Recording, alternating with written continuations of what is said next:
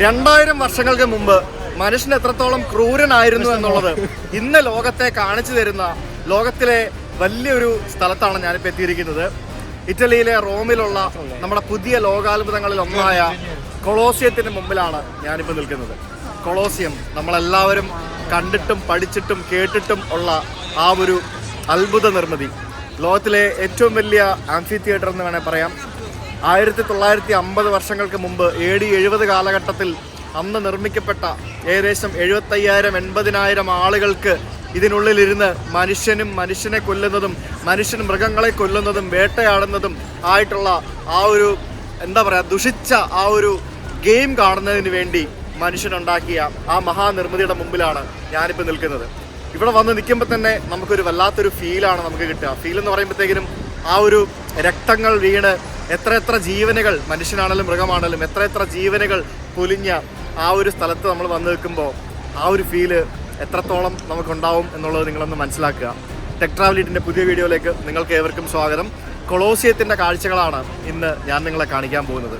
ഞാൻ താമസിക്കുന്ന സ്ഥലത്തുനിന്ന് ടെർമിനി സ്റ്റേഷനിൽ നിന്നും കൊളോസിയം സ്റ്റേഷനിലേക്ക് ഒരു മെട്രോ ട്രെയിൻ എടുത്തിട്ടാണ് ഞാൻ ഇവിടേക്ക് വന്ന് ട്രെയിനിൽ നിന്ന് നമ്മൾ നേരെ പുറത്തേക്ക് ഇറങ്ങുമ്പോൾ തന്നെ നമ്മളോട് ഹിന്ദിയൊക്കെ സംസാരിച്ച് പല ആളുകളും നമ്മളെ സമീപിക്കും. നിങ്ങൾക്ക് ടിക്കറ്റ് ഉണ്ടോ, ഞാൻ ക്യൂ നിൽക്കാതെ നിങ്ങളെ അകത്തേക്ക് കൊണ്ടുപോകാം എന്നൊക്കെ പറഞ്ഞുകൊണ്ട് നമ്മളെ സമീപിക്കും. പലതരത്തിലുള്ള സ്കാമുകളും പറ്റീരും വെട്ടീരുമുള്ള ഒരു സ്ഥലമാണ് കൊളോസിയം. റോമിൽ വരുന്ന ഓരോ മനുഷ്യനും, ഇറ്റലിയിൽ വരുന്ന ഓരോ മനുഷ്യനും ഇപ്പോൾ വന്ന് കണ്ട് പോകുന്ന ആ ഒരു സ്ഥലം കൂടിയാണ് കൊളോസിയം. ഇറ്റലിയിൽ വരുന്ന ഒരാൾ കൊളോസിയം കാണാതെ മടങ്ങിപ്പോവില്ല എന്ന് തന്നെയാണ് പറയുന്നത്. കാരണം ഇപ്പോൾ ഇത് ജനങ്ങൾക്ക് തുറന്നു കൊടുത്തിരിക്കുകയാണ്. ഇതിൻ്റെ ഉള്ളിലേക്ക് നമുക്ക് കയറാം, ഉള്ളിലെ കാഴ്ചകൾ നമുക്ക് പോയി കാണാം. അതിനൊക്കെ നമുക്ക് അവസരങ്ങളുണ്ട്. ആ സ്ഥലത്തേക്ക് വരുമ്പോഴത്തേക്കിനും നമ്മൾ ഒത്തിരി കാര്യങ്ങൾ ശ്രദ്ധിക്കേണ്ടതായിട്ടുണ്ട്. പോക്കറ്റ് അടി വളരെ നന്നായിട്ടുണ്ട്. പിന്നെ പലതരത്തിലുള്ള വെട്ടീരും പറ്റീരും പരിപാടികളും ഇവിടെ നടക്കുന്നുണ്ട്. ഗൈഡഡ് ടൂറുകൾ അവൈലബിൾ ആണ്. നമുക്കിപ്പോൾ തന്നെ കാണാം ധാരാളം ഗൈഡുമാർ വലിയ ഗ്രൂപ്പുകളെ കൊണ്ട് ഇങ്ങനെ കൊടിയും പിടിച്ച് ഇങ്ങനെ വരുന്നത് നമുക്ക് കാണാൻ സാധിക്കും. കർശനമായ സെക്യൂരിറ്റി പരിശോധനയ്ക്ക് ശേഷമാണ് നമുക്ക് ഉള്ളിലേക്ക് കയറാൻ സാധിക്കുക. അപ്പം അങ്ങനെ ഒട്ടേറെ ജനങ്ങൾ വരുന്ന ആ ഒരു സ്ഥലത്തേക്ക് വരാനായിട്ട് നിങ്ങൾ ചെയ്യേണ്ടത് ഇത്രമാത്രം. നിങ്ങൾ ഇവരുടെ ഒരു വെബ്സൈറ്റ് ഉണ്ട്, ആ വെബ്സൈറ്റിൻ്റെ ലിങ്ക് ഞാൻ ഡിസ്ക്രിപ്ഷനിൽ കൊടുക്കാം. അതിൽ കയറി ടിക്കറ്റ് എടുക്കുക. 16 യൂറോ അങ്ങനെ എന്തോ ആണ് ഇതിനകത്ത് ടിക്കറ്റ് ചാർജ്. നേരത്തെ ബുക്ക് ചെയ്യാണ് നല്ലത്. ആ സമയത്ത് വരിക, കയറുക. ഇല്ലാന്നുണ്ടെങ്കിൽ ടിക്കറ്റ് എടുക്കാനായിട്ട് വലിയ നീണ്ട ഒരു ക്യൂ തന്നെ നിങ്ങൾ നിൽക്കേണ്ടതായിട്ട് വരും. അപ്പോൾ ഞാൻ ടിക്കറ്റ് എടുത്തിട്ടുണ്ട്. ഉച്ചയ്ക്ക് 12 മണിക്കാണ് എനിക്ക് ഇതിൻ്റെ ഉള്ളിൽ പ്രവേശിക്കാൻ സാധിക്കുക. അപ്പോൾ ഞാനിപ്പോൾ ഒരു 11 ആയപ്പോഴത്തേക്കിനും ഇവിടെ എത്തി. അപ്പോൾ നമുക്കിവിടെ വലിയ തിരക്കൊന്നും കാണുന്നില്ല. ചില ദിവസങ്ങളിലൊക്കെ നല്ല തിരക്കായിരിക്കും, എസ്പെഷ്യലി സമ്മർ സമയത്തൊക്കെ നല്ല തിരക്കായിരിക്കും. ആ കൊളോസിയം ഇരിക്കുന്നത് നമ്മുടെ റോമ നഗരത്തിൻ്റെ, റോമ എന്നാണ് കേട്ടോ ഇവർ റോമിനെ പറയുന്നത്, റോമ നഗരത്തിൻ്റെ നഗരഹൃദയത്തിൽ തന്നെയാണെന്ന് വേണേൽ പറയേണ്ടിയിരിക്കുന്നു. ആ ഒരു കൊളോസിയത്തിൻ്റെ ചുറ്റിനും നടന്ന് ആ ഒരു ഭംഗി നമുക്ക് ഫസ്റ്റ് നമുക്കൊന്ന് ആസ്വദിക്കാം. അതിനുശേഷം നമുക്കിതിൻ്റെ ചരിത്രത്തിലേക്കും ബാക്കിയുള്ള സ്ഥലത്തേക്കൊക്കെ നമുക്ക് പോവാം. ഈ കൊളോസിയം ശരിക്കും ഈ റീസെൻ്റ്ലി കുറേ വർഷമായിട്ട് അടച്ചിട്ടിരിക്കുകയായിരുന്നു. അപ്പോൾ ധാരാളം ടൂറിസ്റ്റുകൾ എന്നെ പോലെ തന്നെ ഇവിടെ വന്നിട്ടുണ്ട്. അപ്പോൾ ഇവിടെ പല സ്ഥലത്തായിട്ട് ടിക്കറ്റ് കൗണ്ടറുകളും അവൈലബിൾ ആണ്. ഇപ്പോൾ ഈ കാണുന്നത് ടിക്കറ്റ് എടുക്കുന്നതിന് വേണ്ടിയുള്ള ഒരു ക്യൂ ആണ്. അപ്പോൾ അവിടെ ധാരാളം ആളുകൾ ഇങ്ങനെ ടിക്കറ്റ് എടുക്കുന്നതിന് വേണ്ടി നിൽക്കുന്നത് കാണാം. നിങ്ങൾക്ക് വേണമെങ്കിൽ ഇവിടെ വന്ന് ടിക്കറ്റ് എടുക്കാനുള്ള ഓപ്ഷൻ ഉണ്ട്. പക്ഷേ പ്രിഫറബിളി ഓൺലൈനായിട്ട് ടിക്കറ്റ് എടുത്തിട്ട് വരിക. അപ്പം വളരെ ഈസിയാണ്. കൊളോസിയത്തിന് മുമ്പിൽ ധാരാളം ആളുകൾ ഇങ്ങനെ ഇരിക്കുന്നത് കാണാം. മറ്റൊന്നുമല്ല, അവരുടെ ടേൺ ആവുന്നത് കാത്തിരിക്കുകയാണ്. ടിക്കറ്റൊക്കെ ബുക്ക് ചെയ്തിട്ട് വന്ന ആളുകളൊക്കെയാണ്. അപ്പോൾ ഞാനും അരമണിക്കൂർ നേരത്തെയാണ് വന്നത്. ഞാൻ നേരത്തെ വന്നത് ഇതിൻ്റെ ചുറ്റിനും ഒന്നും നടന്ന് കണ്ട് റിലാക്സ്ഡ് ആവാൻ വേണ്ടിയാണ്. അപ്പോൾ ഇപ്പം 11:45 ആൾക്കാരെയാണ് കയറ്റിക്കൊണ്ടിരിക്കുന്നത്. 12 മണിക്കുള്ള ആൾക്കാരെ നമുക്ക് കറക്റ്റ് സമയത്ത് നമുക്ക് ഇതിലൂടെ പോയി കയറാം. പ്രോപ്പറായിട്ട് മാർക്കിംഗ് ഒന്നും ചെയ്തിട്ടില്ല പല സ്ഥലങ്ങളിലും എങ്ങനെയൊക്കെയാണ് ഏതൊക്കെയാണെന്നുള്ളത്. കാരണം ഇവിടെ ഏറ്റവും കൂടുതൽ ആൾക്കാർ വരുന്നത് ഗ്രൂപ്പ് ടൂറുകളായിട്ടാണ്. നമ്മൾ ഇൻഡിവിജ്വലായിട്ട് വരുന്ന ആളുകൾ വളരെ കുറവാണ്. ഞാൻ അതിൻ്റെ കഥകളിലേക്ക് വരാം കുറച്ചൊക്കെ. കൊളോസിയത്തിൻ്റെ ഉള്ളിൽ പ്രവേശിച്ച് കഴിയുമ്പോഴത്തേക്കും ഇതിനകത്ത് എന്തൊക്കെയാണ് നടന്നിരുന്നതെന്നുള്ളത് ഞാൻ വിശദമായിട്ട് തന്നെ നിങ്ങൾക്ക് പറഞ്ഞുതരാം. അതിന് മുമ്പായിട്ട് ഞാൻ കൊളോസിയത്തെ പറ്റി കുറച്ച് കാര്യങ്ങൾ പറയാം. നമ്മുടെ റോമ സാമ്രാജ്യത്തെ പറ്റി നമ്മൾ കുറേ കേട്ടിട്ടുള്ള അല്ലേ? റോമ സാമ്രാജ്യം നമ്മൾ പഠിച്ചിട്ടുണ്ട്. വളരെ ചരിത്രം നിറഞ്ഞ ആ ഒരു റോമ സാമ്രാജ്യത്തിൽ ശരിക്കും അന്ന് നിലനിന്നിരുന്ന ഏറ്റവും വലിയ ഒരു പൊതുവിനോദ കേന്ദ്രങ്ങളിൽ ഒന്നായിരുന്നു കൊളോസിയം എന്ന് പറയുന്നത്. ഈ കൊളോസിയം എന്ന് പറയുന്നത് ശരിക്കും 50,000-ലധികം കാണികളെ ഉൾക്കൊള്ളുന്ന ഒരു പോരാങ്കണം തന്നെ ആയിരുന്നു എന്ന് നമ്മൾ പറയേണ്ടിയിരിക്കുന്നു. ഗ്ലാഡിയേറ്റർ മല്ലയുദ്ധങ്ങളാണ് ഇതിനകത്ത് ഏറ്റവും കൂടുതൽ നടന്നിരുന്നത്. ഗ്ലാഡിയേറ്റർ മല്ലയുദ്ധം എന്ന് പറഞ്ഞു കഴിഞ്ഞാൽ മനുഷ്യനും മൃഗങ്ങളും തമ്മിലുള്ള യുദ്ധം. അതായത് ഈ അപ്പർ ക്ലാസ് ആളുകൾ ഇതൊക്കെ ഇരുന്ന് കാണും, ബാക്കിയുള്ള അടിമകളെ പോലുള്ള മറ്റ് ജനതകൾ അവിടെ മനുഷ്യനും മൃഗങ്ങളും തമ്മിൽ അങ്ങോട്ടും ഇങ്ങോട്ടും തല്ലി പോരാടി മരിച്ചു വീഴുന്നത് കണ്ട് ആസ്വദിക്കുക എന്നുള്ളതായിരുന്നു അന്നത്തെ റോമാക്കാരുടെ പ്രധാന വിനോദം. അതിനുവേണ്ടി നിർമ്മിച്ച ഒരു സംഭവമാണ് ഇതെന്നാണ് പൊതുവേ പറയുന്നതെന്നുണ്ടെങ്കിലും ഇവിടെ ഗ്ലാഡിയേറ്റർ യുദ്ധങ്ങൾ മാത്രമല്ല നടന്നിരുന്നത്. ഇവിടെ ഡ്രാമകളും മറ്റ് പല ആർട്ട് ഫോമുകളും ഒക്കെ ഇവിടെ ഈ ഒരു കൊളോസിയത്തിൽ വെച്ച് പ്രദർശനങ്ങൾ നടത്തുമായിരുന്നു. പക്ഷേ ഇവിടെ ഏറ്റവും കൂടുതൽ നടന്നിരുന്നത് ഗ്ലാഡിയേറ്റർ മല്ലയുദ്ധങ്ങൾ തന്നെയാണ്. AD 72 വെസ്പാസിയൻ ചക്രവർത്തിയുടെ കാലത്താണ് ശരിക്കും ഈ ഒരു കൊളോസിയം എന്ന് പറയുന്ന ഈ ഒരു മഹാസംഭവത്തിൻ്റെ നിർമ്മാണം ആരംഭിക്കുന്നത്. അതിനുശേഷം AD 80 അദ്ദേഹത്തിൻ്റെ മകനാണ് ഇതിൻ്റെ പണികളൊക്കെ പൂർത്തിയാക്കിയത്. 48 മീറ്റർ ഉയരവും അതേപോലെ തന്നെ 188 മീറ്റർ നീളവും 156 മീറ്റർ വീതിയുമുള്ള ഒരു വമ്പൻ സ്റ്റേഡിയമായിരുന്നു കൊളോസിയം.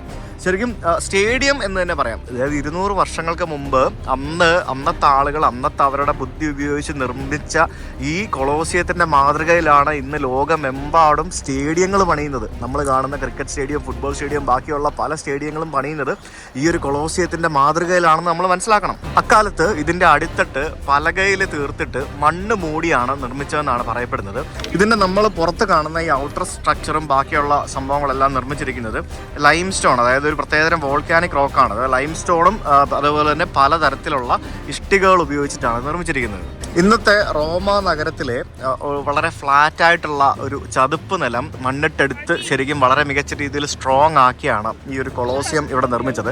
ഈ കൊളോസിയം നിർമ്മിച്ചതിനോടൊപ്പം തന്നെ ഇവിടെ നിയർ ബൈ ആയിട്ട് ഈ ഗ്ലാഡിയേറ്റർ സംഭവം ഉണ്ടല്ലോ, അതായത് ഗ്ലാഡിയേറ്റർ യുദ്ധങ്ങൾ പരിശീലിപ്പിക്കുന്നതിന് വേണ്ടിയുള്ള പലതരത്തിലുള്ള കെട്ടിടങ്ങളും സ്കൂളുകളും ഒക്കെ ആ സമയത്ത് നിർമ്മിച്ചിരുന്നു. അതിൻ്റെയൊക്കെ പല അവശിഷ്ടങ്ങളും നമുക്ക് ഇതിൻ്റെയൊക്കെ പുറത്ത് പല ഭാഗങ്ങളിലായിട്ട് നമുക്ക് ഇപ്പോഴും കാണാൻ സാധിക്കും. ഈ കഴിഞ്ഞ 200 വർഷത്തിനിടയ്ക്ക് പലതരത്തിലുള്ള പ്രശ്നങ്ങൾ ഈ കൊളോസിയത്തിന് സംഭവിച്ചിട്ടുണ്ട്. അതായത് നാച്ചുറലായിട്ടുണ്ടാകുന്ന ഡാമേജുകളും പിന്നെ എർത്ത് ക്വേക്ക് ഒക്കെ ഉണ്ടായപ്പോൾ വളരെ വലിയൊരു ഭാഗം തന്നെ ഇതിൻ്റെ നശിച്ചു പോവുക, അങ്ങനെ പല സംഭവങ്ങളും ഉണ്ടായിട്ടുണ്ട്. അതിനുശേഷം ഇത് പല രീതിയിൽ മാറി മാറി വന്ന ഭരണകൂടങ്ങൾ അത് മികച്ച രീതിയിൽ ഇത് റിനോവേറ്റ് ചെയ്ത് ആണ് നമ്മളിപ്പോൾ കാണുന്ന രീതിയിൽ ഇതിപ്പോൾ ഇങ്ങനെ നിൽക്കുന്നത്, തലയെടുപ്പോടുകൂടി ഇങ്ങനെ നിൽക്കുന്നത്. കൊളോസിയത്തിന് മുമ്പിൽ പലതരത്തിലുള്ള ഫോട്ടോഷൂട്ട് നടത്താനായിട്ട് കുറേ ആൾക്കാരൊക്കെ വരുന്നുണ്ട് കേട്ടോ. ഒരു ബ്രൈഡ് ഷൂട്ടാണെന്ന് തോന്നുന്നു. ഒരു ബ്രൈഡ് അവിടെ അണിഞ്ഞൊരുങ്ങി നിൽക്കുന്നതാണ്. ഇവിടെ അകത്തേക്ക് കയറാനായിട്ട് ക്യൂ ഉണ്ട്, പക്ഷേ ക്യൂ ഒന്നും ഓർഗനൈസ്ഡ് അല്ല. ഇങ്ങനെ തോന്നിയവിടേക്കാണ് ആൾക്കാർ ക്യൂ നിൽക്കുന്നത്. അപ്പോൾ എൻ്റെ സമയമായി, ഞാനും പോയിട്ട് ഈ ക്യൂവിൻ്റെ പുറകിൽ പോയി ഇടം പിടിക്കട്ടെ. ഇവിടെയും ധാരാളം ബംഗ്ലാദേശി ആളുകൾ ഗൈഡുമാരായിട്ട് വർക്ക് ചെയ്യുന്നവരൊക്കെ ഉണ്ട്. പിന്നെ ഇത്തരത്തിൽ വെള്ളം കൊടുക്കാനൊക്കെ നിൽക്കുന്ന ആൾക്കാരൊക്കെ ഉണ്ട്. ധാരാളം ഗൈഡുമാർ, അതും ഇറ്റലിയിൽ റോമിൽ ഗൈഡായിട്ട് വർക്ക് ചെയ്യുന്നു. 1-2 സ്ഥലത്ത് ടിക്കറ്റ് പരിശോധനകളൊക്കെ ഉണ്ട്. ഇവിടെ ഗംഭീര ഫൈനൊക്കെ ആട്ടോ. ഇവിടെ പോയിട്ട് എന്തെങ്കിലും ഏതെങ്കിലും കമ്പിയിൽ വലിഞ്ഞു കയറിയാലോ അവിടെ എന്തെങ്കിലും എഴുതി വെച്ചാലോ ഒക്കെ ഭയങ്കര ഫൈനാണ് ഇവർ തരുന്നത്. നല്ല കാര്യമാണ്. ഇതിൻ്റെ ഉള്ളിലേക്ക് കയറി വരുമ്പോഴത്തേക്കിനും ID കാർഡ് കൈ കരുതണം. ടിക്കറ്റ് എടുത്തു കഴിഞ്ഞാൽ ID കാർഡ് കാണിച്ചിട്ട് വേണം കയറി വരാനായിട്ട്. ആ ടിക്കറ്റിലെ പേര് തന്നെ ID കാർഡിൽ ഉണ്ടാവണം. സോ ആരൊക്കെ വരുന്നുണ്ടോ അവരൊക്കെ ID കാർഡ് കൂടെ കൈ കരുതണം. കയറി വരുമ്പോൾ തന്നെ നമുക്ക് ഇതുപോലെയുള്ള കുറേ ചെറിയ ചെറിയ അറകൾ നമുക്ക് കാണാൻ സാധിക്കും. പണ്ട് കാലത്ത് മനുഷ്യരും മൃഗങ്ങളും ഒക്കെ ഈ പറഞ്ഞ വിനോദങ്ങൾ തുടങ്ങുന്നതിന് മുമ്പായിട്ട് അവരൊക്കെ ഈ കാണുന്ന അറകൾക്കുള്ളിൽ എത്ര നാൾ അവരുടെ ഊഴം കാത്തു നിന്നിട്ടുണ്ടാവും അല്ലേ. അപ്പം ഇതുപോലെയുള്ള ധാരാളം അറകൾ നമുക്ക് ഇതിൻ്റെ ഉള്ളിൽ കാണാം. ഇതിൻ്റെയൊക്കെ വലിപ്പം എന്ന് പറഞ്ഞു കഴിഞ്ഞാൽ ഇത് എത്രത്തോളം ഉണ്ടെന്നുള്ളത് മനസ്സിലാക്കണമെങ്കിൽ ഇവിടെ വന്നാൽ മാത്രമേ പറ്റുള്ളൂ. അതല്ലാതെ സാധിക്കുമെന്ന് എനിക്ക് തോന്നുന്നില്ല. ഇതിൻ്റെയൊക്കെ തൂണിൻ്റെയൊക്കെ വലിപ്പം തന്നെ നിങ്ങൾ നോക്ക്. എത്ര വലിപ്പത്തിലാണ് ഇതിൻ്റെ ഒരു തൂണ് തന്നെ നിർമ്മിച്ചിരിക്കുന്നത്, കണ്ടോ? This is huge. ഇതൊക്കെ കണ്ടില്ലേ? ഇതെന്തായത് വലിയ കരിങ്കല്ല് കഷ്ണമാണ്. എത്രയൊക്കെ എഴുതരുതെന്ന് പറഞ്ഞാലും ഇതിൻ്റെ മുകളിൽ ലവും ബാക്കിയുള്ള സംഭവങ്ങളും പല കാര്യങ്ങളും എഴുതിയിട്ടുണ്ട്. സാമൂഹിക വിരുദ്ധർ എന്ന് നമ്മൾ പറയത്തില്ലേ, അതേപോലെ തന്നെ ഒരു കാലത്ത് ഇത് സാമൂഹിക വിരുദ്ധരുടെ ഒരു താവളമായിരുന്നു ഈ ഒരു സ്ഥലം. അബാൻഡൻഡ് ആയിട്ട് കിടക്കുകയായിരുന്നു. പിന്നീടാണ് ഇത് മ്യൂസിയം ആക്കി മാറ്റിയതും പല രീതിയിലേക്ക് കൺവേർട്ട് ചെയ്തെടുത്ത് ഇത്തരത്തിൽ ഇപ്പം നമ്മൾ കാണുന്ന രീതിയിലേക്ക് ആക്കി മാറ്റിയത്. പ്രോപ്പറായിട്ടുള്ള ഒരു എഴുത്തും കുത്തുമൊന്നും ഒരു സ്ഥലത്തും ഇല്ല. എന്തൊക്കെ എങ്ങോട്ടൊക്കെയാണ് ഏതൊക്കെ എവിടൊക്കെയാണെന്നുള്ളതൊന്നും കാര്യമായിട്ടൊന്നും എവിടെയും കാണുന്നില്ല. പ്രിഫറബിളി നിങ്ങൾക്ക് ഗൈഡഡ് ടൂർ എടുക്കുന്നതായിരിക്കും നല്ലത് ഇവിടെയൊക്കെ വന്നു കഴിഞ്ഞാലെന്നാണ് എനിക്ക് തോന്നുന്നത്. എന്തൊക്കെയോ വലിയ അനൗൺസ്മെൻറ്റുകളൊക്കെ കേൾക്കാം. അങ്ങനെ ഞാൻ ഇതിൻ്റെ ഉള്ളിൽ പ്രവേശിച്ചു. ഇതിൻ്റെ ഉള്ളിലേക്ക് വന്ന് ആ ഒരു നടുത്തളം നമുക്ക് കാണാൻ സാധിക്കും. ഭാഗ്യമുണ്ട്. അപ്പോൾ ഇതിൻ്റെ അരീന എന്ന് പറഞ്ഞൊരു ഭാഗമുണ്ട്. അത് എവിടെയാണെന്ന് ചോദിച്ചു കഴിഞ്ഞാൽ എനിക്ക് തോന്നുന്നു ഏറ്റവും മുകളിൽ എന്തോ ആണെന്ന് തോന്നുന്നു. അരീന എന്ന് പറയുന്നത് ഈ ഭാഗമാണെന്ന് തോന്നുന്നു. അവിടേക്കാണ് നമുക്ക് പ്രവേശിക്കാൻ സാധിക്കാത്തത്. ആ നടുത്തളം നമുക്ക് വന്ന് കാണാൻ സാധിക്കും. ഇവിടെ താഴെ നിന്ന് കാണുന്നതിലും മനോഹരമായിട്ട് നമുക്ക് മുകളിൽ എവിടെയെങ്കിലും പോയാൽ കാണാൻ സാധിക്കും എന്നാണ് എനിക്ക് തോന്നുന്നത്. മുകളിൽ കയറാൻ പറ്റുമെന്ന് എനിക്കറിയില്ല. പറ്റുമെന്നുണ്ടെങ്കിൽ ഞാൻ എന്തായാലും പോയിട്ട് അതൊന്ന് നിങ്ങൾക്ക് കാണിച്ചു തരാം. ഞാനിപ്പോൾ ഇതിൻ്റെ ലെവൽ 1-ലാണുള്ളത്, അതായത് ഗ്രൗണ്ട് ഫ്ലോർ. ഇതിൻ്റെ മുകളിലത്തെ നിലയിലേക്ക് പ്രവേശിക്കാനായിട്ട് എവിടെയൊക്കെ വഴി കാണിക്കുന്നുണ്ട്. ഇവിടെ ടോയ്ലറ്റ് ഉണ്ട്. അതിൻ്റെ മുമ്പിലാണെങ്കിൽ ഭയങ്കര ക്യൂ ആണ്, തിരക്കാണ് ഇതിനകത്ത് ഉള്ളൊരു ടോയ്ലറ്റ്. കാരണം തണുപ്പാണല്ലോ, അപ്പോൾ എല്ലാവർക്കും മൂത്രമൊഴിക്കാൻ പറ്റുമല്ലോ. സ്ത്രീകളാണ് ഏറ്റവും കൂടുതൽ കഷ്ടപ്പെടുന്നത്, കാരണം അവർക്ക് കുറേയധികം ടൈം എടുക്കുമല്ലോ. അപ്പോൾ എന്താണെന്ന് കയറി വന്നപ്പോഴത്തേക്കിനും ഒരു അന്തം ഇതൊന്നും കിട്ടുന്നില്ല. നമുക്കൊന്ന് ഫൈൻഡ് ഔട്ട് ചെയ്യട്ടെ. ഞാൻ മുകളിലേക്കുള്ള പടവുകൾ എന്ന് പറയുന്നത് ഒരു ഗംഭീര പടവുകൾ തന്നെയാണ്. അതായത് എനിക്ക് തോന്നുന്നൊരു 6-7 നില കയറുന്ന ഒരു ഹൈറ്റിലാണ് നമ്മളിപ്പോൾ കയറിക്കൊണ്ടിരിക്കുന്നത്. പലതരത്തിലുള്ള ടൂറുകൾ ഇവിടെ ലഭ്യമാണ്. ഫുൾ എക്സ്പീരിയൻസ് ടൂറൊക്കെ ഉണ്ട്. ഫുൾ എക്സ്പീരിയൻസ് ടൂർ എന്ന് പറയുമ്പോൾ ഗൈഡഡ് ടൂർസാണ്. ഞാൻ എടുത്തിരിക്കുന്നത് എന്താണെന്ന് എനിക്കൊരു ഐഡിയ ഇല്ല. ഞാൻ വെബ്സൈറ്റിൽ കയറി ഒരു ടൂർ അങ്ങ് ബുക്ക് ചെയ്തു, അതാണ് സംഭവം. ടൂറല്ല, ഒരു ടിക്കറ്റ് അങ്ങ് എടുത്തു, അതാണ് മെയിൻ. ഭാഗ്യം. മുകളിലെത്തി കേട്ടോ. ഞാനിതിൻ്റെ മുകളിലെത്തി. ഇതിനെ കയറി വരാനായിട്ട് ലിഫ്റ്റ് ഉണ്ട്. ആ ലിഫ്റ്റിൽ വരുന്നതിന് തന്നെ വേറെ ടിക്കറ്റ് എന്തൊക്കെയോ എടുക്കണം. അപ്പോൾ ഇവിടെ കയറി വരുമ്പോഴത്തേക്കിനും നമുക്ക് ഇതിൻ്റെ ഉള്ളിലുള്ള പണ്ടുണ്ടായിരുന്ന കുറേ സംഭവങ്ങളൊക്കെ നമുക്ക് ഇത്തരത്തിൽ ഡിസ്പ്ലേ ചെയ്തിട്ടുണ്ട്. ഫസ്റ്റ് സെഞ്ച്വറി കാലഘട്ടങ്ങളിൽ ഗ്രീസിൽ നിന്നും കൊണ്ടുവന്ന് വെച്ചിരുന്ന മാർബിൾ കല്ലുകളാണിത്. മാർബിൾ കല്ലുകളിലുള്ള കൊത്തുപണികൾ. ഈ കൊളോസിയത്തിൻ്റെ അണ്ടർഗ്രൗണ്ട് ലെവലിൽ നമ്മൾ താഴെ കണ്ട അറകളിലാണ് ശരിക്കും മൃഗങ്ങളെയൊക്കെ അവർ പാർപ്പിച്ചിരുന്നത്. അതായത് ഈ ഗ്ലാഡിയേറ്റർ യുദ്ധത്തിന് മുൻപായിട്ട് മൃഗങ്ങളെ കൂട്ടിലിട്ട് വെച്ചിരുന്ന സ്ഥലങ്ങളാണിത്. അപ്പോൾ അത് ചിത്രങ്ങൾ സഹിതം ഇവിടെ ഡെമോൺസ്ട്രേറ്റ് ചെയ്തിട്ടുണ്ട്. ഞാൻ ഇവിടെ വന്നിട്ട് പെട്ടു എന്നാണ് എനിക്ക് തോന്നുന്നത്. നമുക്ക് ഇവിടെ നിന്ന് അരീനയിൽ നിന്നുള്ള ദൃശ്യങ്ങൾ കാണാൻ സാധിക്കില്ല എന്നാണ് എനിക്ക് തോന്നുന്നത്. ഇവിടെ മുകളിലത്തെ നില വന്നപ്പോഴത്തേക്കിനും ഇത്തരത്തിൽ ക്ലോസ് ചെയ്തിട്ട് ഇവിടെ ഒരു എക്സിബിഷൻ പോലെയുള്ള സ്ഥലമാണ് നമുക്ക് കാണാൻ സാധിക്കുന്നത്. അങ്ങനെയാണെങ്കിൽ പെട്ടു. അരീനയെ ലക്ഷ്യമാക്കി ഞാനിങ്ങനെ പോയിക്കൊണ്ടിരിക്കുകയാണ്. അരീന എവിടെയാണ് ഇതൊന്നും ശരിക്കും ഫുൾ ബ്ലോക്ക് ചെയ്യുകയാണ് വ്യൂസൊക്കെ കേട്ടോ. ചില സ്ഥലങ്ങളിൽ മാത്രമേ നമുക്ക് ആ വ്യൂ ഇവിടെ നിന്ന് കാണുന്നുള്ളൂ. ഒരു കാലത്ത് എത്ര ആയിരക്കണക്കിന് ആളുകൾ ഇവിടെ ഇരുന്ന് ആളുകൾ മരിച്ചു വീഴുന്ന ഒരു ക്രൂര വിനോദം കണ്ട് അട്ടഹസിച്ചിട്ടുണ്ടാവും അല്ലേ? അതാണ് നമ്മളിപ്പോൾ ഇവിടെ കാണുന്നത്. ആ ഒരു മനുഷ്യനും മൃഗങ്ങളും തമ്മിൽ പോരാടിയ, ജീവന് വേണ്ടി അങ്ങോട്ടും ഇങ്ങോട്ടും പോരാടിയ ആ സ്ഥലമാണ് താഴെ കാണുന്നത്. കൊള്ളാം. സമാധാനത്തിൻ്റെ സന്ദേശമായ ഇതെന്താ പ്രാവാണോ? ഇത് പ്രാവല്ലല്ലോ, ഇത് പ്രാവിൻ്റെ ഏതോ ഒരു കൂടിയനമാണെന്ന് തോന്നുന്നു. ഇതിൻ്റെ പേരെനിക്കറിയത്തില്ല. എന്തായാലും നല്ല ആളാണ്, നല്ല സ്ഥലത്താണ് വന്നിരിക്കുന്നത്. ആ പ്രാവാണെങ്കിൽ എല്ലാവരും പോകുന്നവരോട് എല്ലാവരോടും എൻ്റെ ഫോട്ടോ എടുത്തിട്ട് പോയിക്കോ എന്നും പറഞ്ഞുകൊണ്ട് അവിടെ ഇരിക്കുക. നോക്കിയേ, പ്രാവല്ല ഇത്. എന്ത് സാധനം എനിക്ക് മനസ്സിലാവുന്നില്ല. അതിൻ്റെ കാല് കണ്ടിട്ട് അത് വെള്ളത്തിൽ നീന്തുന്നതാണ്. എനിക്ക് തോന്നുന്നു ഫ്ലെമിംഗോയും അല്ല, എന്താ സാധനം അത്. നമ്മളിപ്പോഴത്തെ കാലത്തെ ഈ ഫുട്ബോൾ, ക്രിക്കറ്റ് എന്നൊക്കെ പറഞ്ഞ് നമുക്ക് ധാരാളം വിനോദങ്ങളില്ലായിരുന്നു. അപ്പോൾ 2000 വർഷങ്ങൾക്ക് മുമ്പ് ഈ ആൾക്കാർ ഇപ്പോൾ ഇവിടുത്തെ റോമൻ ജനതയുടെ പ്രധാന വിനോദം എന്ന് പറയുന്നത് ഗ്ലാഡിയേറ്റർ ഗെയിംസ് ആയിരുന്നു. ഈ ഗ്ലാഡിയേറ്റർ ഗെയിംസ് എന്ന് പറയുന്നത് ശരിക്കും അന്നത്തെ ഒരു സ്പോർട്സ് ആയിരുന്നു, ഒരു സ്പോർട്സ് ഇനമായിരുന്നു. അതായത് മനുഷ്യനും മൃഗങ്ങളും കൂടെ അങ്ങോട്ടും ഇങ്ങോട്ടും എന്താ പറയുക, അതായത് ശരിക്കും ലിറ്ററലി വേട്ടയാടുക എന്നൊക്കെ പറയുന്ന പോലെയാണ്. അതായത് ലിറ്ററലി അങ്ങോട്ടും ഇങ്ങോട്ടും തല്ല് പിടിപ്പിക്കുക. ആ തല്ല് പിടിപ്പിക്കുമ്പോഴത്തേക്കിനും ആരെങ്കിലുമൊക്കെ ചാവും, ഒന്നുകിൽ മൃഗം ചാവും, ഇല്ലെങ്കിൽ മനുഷ്യൻ ചാവും. ഇതെല്ലാം കൂടി ഈ കാണികൾ കണ്ടുകൊണ്ടിരിക്കും. അതായിരുന്നു ശരിക്കും ബേസിക്കലി പണ്ട് ഇവിടെ നടന്നുകൊണ്ടിരുന്ന മെയിൻ വിനോദം എന്ന് പറയുന്നത്. അതിൻ്റെ മറ്റൊരു വേർഷനാണ് നമുക്കിപ്പം ബോക്സിങ്ങും റെസ്ലിങ്ങും അങ്ങനത്തെ പരിപാടിയൊക്കെ അല്ലേ. പക്ഷേ നിയമം ഉള്ളതുകൊണ്ട് അങ്ങോട്ടും ഇങ്ങോട്ടും കൊല്ലുന്നില്ലെന്നേ ഉള്ളൂ. പക്ഷേ നമ്മളിപ്പോഴും ബോക്സിങ്ങും റെസ്ലിങ്ങും ഒക്കെ അടിയട, ഇടിയട, കൊല്ലട, പിടികട എന്നൊക്കെ പറഞ്ഞിട്ട് നമ്മൾ പറഞ്ഞിരുന്ന് കാണത്തില്ലേ അത്. പിന്നെ വേറൊരു വിനോദമുണ്ട്, അതിൻ്റെ സിമിലർ സംഭവം നമ്മുടെ നാട്ടിലുണ്ട്, ജല്ലിക്കെട്ട്. ഇപ്പോഴും ജല്ലിക്കെട്ട് കാരണം എത്ര ആളുകൾ മരണപ്പെടുന്നുണ്ട് കാളയുടെ കുത്തേറ്റ് ഇല്ലേ. സ്പെയിനിലും പല സ്ഥലങ്ങളിലും ഇപ്പോഴും ഈ പറഞ്ഞ പോലെ ബുൾ ഫൈറ്റിംഗ് ഉള്ള പരിപാടികളൊക്കെ ഉണ്ട്. അതൊക്കെ ശരിക്കും ഇപ്പോഴും ചെറിയ രീതിയിലൊക്കെ നമ്മുടെ നാട്ടിൽ പല സ്ഥലങ്ങളിലുണ്ട്. നമ്മുടെ നാട്ടിൽ ഞാൻ ഉദ്ദേശിച്ചത് നമ്മുടെ ഈ ലോകത്ത് പല സ്ഥലങ്ങളും ഉണ്ട്. അപ്പോൾ പണ്ട് കാലം മുതൽ മനുഷ്യൻ ഈ പറഞ്ഞ വിനോദങ്ങളൊക്കെ ഭയങ്കര ഇഷ്ടമായിരുന്നു. അപ്പോൾ പണ്ട് ഈ മൃഗങ്ങളും മനുഷ്യരും ബാക്കിയുള്ള ആൾക്കാരും ഒക്കെ ശരിക്കും എന്താ പറയുക മത്സരിച്ചുകൊണ്ടിരുന്നതിന് പല റൂൾസ് ഉണ്ടായിരുന്നു. അതായത് മെയിനായിട്ട് ഈ സ്ലേവ്സ് ആയിട്ട് വന്ന ആളുകൾ, അതായത് അടിമകൾ, പിന്നെ ക്രിമിനൽസ് ആയിട്ടുള്ള ആളുകൾ, പിന്നെ സോൾജേഴ്സായിട്ട് വിരമിച്ച ആളുകൾ, പ്രിസണേഴ്സ് അതായത് ജയിൽ ശിക്ഷ അനുഭവിക്കുന്ന ആളുകൾ, ഇങ്ങനെയുള്ള ആളുകളെയൊക്കെ ആയിരുന്നു ശരിക്കും ഇത്തരത്തിൽ ഇവിടെ കൊണ്ടുവന്നിട്ട് ഈ മൃഗങ്ങളുമായിട്ട് മൽപ്പിടുത്തത്തിന് കൊണ്ടുവന്നുകൊണ്ടിരുന്നത്. അതിൻ്റെ മെയിൻ റീസൺ എന്ന് പറയുന്നത് അവരെ പാർഷ്യലി കൊല്ലുക എന്നുള്ളൊരു ഉദ്ദേശത്തോടു കൂടിയായിരുന്നു, അല്ലെങ്കിൽ അവരെ നരയിക്കട്ടെ, അനുഭവിക്കട്ടെ എന്നുള്ളൊരു മനുഷ്യൻ്റെ ആ ഒരു കടുത്ത നിലപാടായിരുന്നു അതിൻ്റെ ഒരു മെയിൻ റീസൺ. നമ്മൾ ഈ കൊളോസിയത്തിൻ്റെ താഴെ നമ്മൾ കുറേ അറകൾ കണ്ടില്ലേ, ആ അറകളിലായിരുന്നു ശരിക്കും മനുഷ്യരെ, ഈ പറഞ്ഞ മത്സരത്തിന് കൊണ്ടുവന്ന മനുഷ്യരെ കുത്തി നിറച്ച് വെച്ചുകൊണ്ടിരുന്നത്. എന്നിട്ട് ബാക്കിയുള്ള കൂടുകളിൽ മൃഗങ്ങളെയും വെക്കുമായിരുന്നു. എന്നിട്ട് ഈ കൊളോസിയത്തിൽ ആളുകൾ വന്ന് നിറഞ്ഞിരുന്നതിന് ശേഷം ഈ മനുഷ്യരെയും മൃഗങ്ങളെയും ഈക്വലായിട്ട് അവരുടെ ആ ഒരു ശേഷി അനുസരിച്ചിട്ട് ഫിൽട്ടർ ചെയ്തിട്ട് ഇവർ നടുത്തളത്തിലോട്ട് വളരെ സർപ്രൈസായിട്ട് കൊണ്ടുവരും. എന്നിട്ട് ഇവർ തമ്മിൽ അങ്ങോട്ടും ഇങ്ങോട്ടും മത്സരിക്കും. അതായിരുന്നു ഇവിടെ പണ്ട് കാലത്ത് നടന്നിരുന്ന സംഭവം. 2000 വർഷങ്ങൾക്ക് മുമ്പ് ഈ കൊളോസിയത്തിനുള്ളിൽ ഈ മത്സരങ്ങൾ കാണാനായിട്ട് വരുന്നതിന് പണക്കാരൻ പാവപ്പെട്ടവൻ എന്നുള്ളൊരു ആറ്റിറ്റ്യൂഡ് മാത്രമായിരുന്നു ഉണ്ടായിരുന്നത്. അതായത് ടിക്കറ്റ് എടുത്തിട്ട് പോയിട്ട് അവിടുത്തെ സീറ്റിൽ ഇരിക്കണം എന്ന് പറഞ്ഞു കഴിഞ്ഞാൽ നടപടിയാവൂലായിരുന്നു. കാശുള്ളവൻ, റിച്ചായിട്ടുള്ള മനുഷ്യന് നല്ല രീതിയിൽ കാണാൻ പറ്റുന്ന സീറ്റ് കിട്ടുമായിരുന്നു. പാവപ്പെട്ടവന് കുറച്ച് ബുദ്ധിമുട്ടി എത്തി വലിഞ്ഞൊക്കെ ഇരുന്ന് കാണേണ്ട തരത്തിലുള്ള സീറ്റും കൊടുക്കുമായിരുന്നു. അതിപ്പം നമ്മുടെ നാട്ടിൽ അമ്പലങ്ങളില്ലേ, ഏത് കാശ് കൊടുത്താൽ ഈസി ആയിട്ട് കയറി തൊഴാം, ക്യൂ നിൽക്കാതെ തൊഴാം, കാശില്ലാത്തവൻ കാശ് കൊടുത്തില്ലെങ്കിൽ, അല്ലെങ്കിൽ കാശില്ലാത്തവൻ ഇച്ചിരി കഷ്ടപ്പെട്ട് തൊഴുതാൽ മതി എന്നും പറഞ്ഞുകൊണ്ട്. കേരളത്തിലില്ല, തമിഴ്നാട്ടിലൊക്കെ പോയി കഴിഞ്ഞാൽ ഇഷ്ടം പോലെ ഉണ്ട്. അപ്പം അത് അവിടെയും ഇവിടെയും ഇതേപോലൊക്കെ സിമിലാരിറ്റി ഉണ്ട് പലതും, ഇല്ലേ? എങ്ങനെയൊക്കെ തോന്നുന്നില്ലേ?